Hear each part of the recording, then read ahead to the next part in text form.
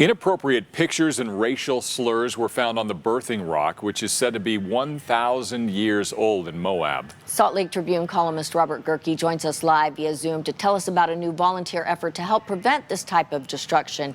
And it sounds like it's needed now more than ever. Hi, Robert. Guys.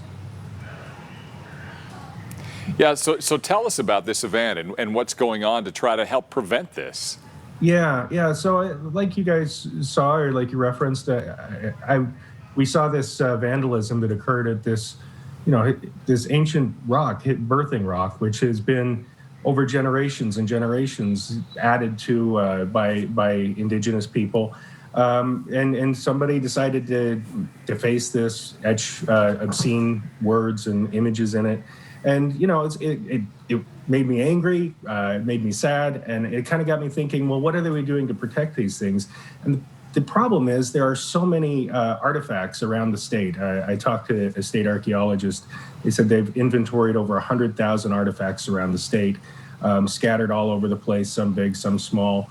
And so protecting all of these is really difficult. But one of the things that they are doing, this is a new program that they're starting this year, they're getting volunteers to be site stewards. And what these site stewards are, they're people who are enthusiastic about these artifacts, these rock panels.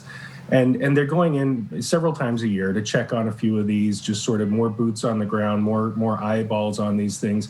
And the idea is that, you can have, the more people you have out there checking on these things, monitoring these things, the less likely it is that you're going to have that you're going to have real damage to it. Now, another thing that's probably even more important, frankly, is this archaeologist Elizabeth Harrow from the State Historic Preservation Office told me that most of what they see, most of the damage they see to these panels is accidental. People who don't know what they're doing, they stumble on things, they're touching them inadvertently.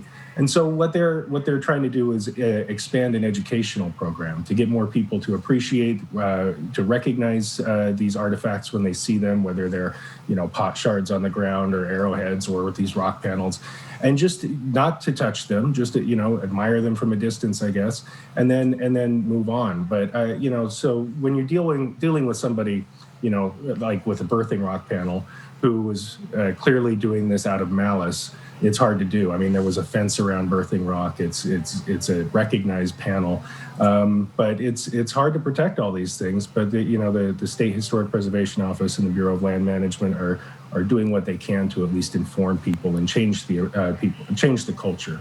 Yeah, if most of these are accidental, then these volunteer stewards, what is going to be their biggest job? Are they really just saying, oh, I found another spot that's been vandalized, or are they actually taking turns watching, or are they going to put up signage?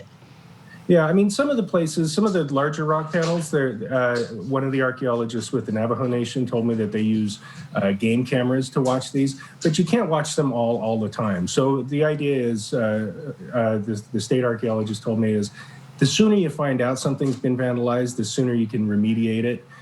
For example, this Birthing Rock panel, the BLM has already started trying to, do what they can to minimize the damage to that, to erase the markings that were left on there. So the sooner you get to that, especially with something like spray paint on one of these rocks, the sooner you remove that, the less damage it's going to do to it. So if you have people checking on them periodically, you can minimize the damage to these things. But yeah, I mean, it really what it comes down to, like I said, is changing the culture, changing people's approach, and helping people understand that this is not just graffiti on a rock or something like that. That's a common misperception, that these are valuable things. And as the archaeologist with the Navajo Nation told me, you damage one of these, you lose it forever. You lose that part of the story forever.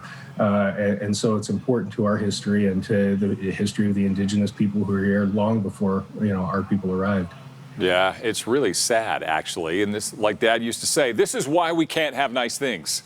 That's right. This is why we can't have our history and allow everybody to have access to it. I mean, really what it does is it makes people who share the argument of restricting access have an even louder voice. And we really want to preserve this. And I just editorialized too. I guess I guess it's Well, it is catching. it is one of the things that they emphasize is that the fewer people who have access to these things, or the fewer people who Yeah. know about some of these things, the better. Birthing Rock was very popular, roadside attraction. Right, it's just right there.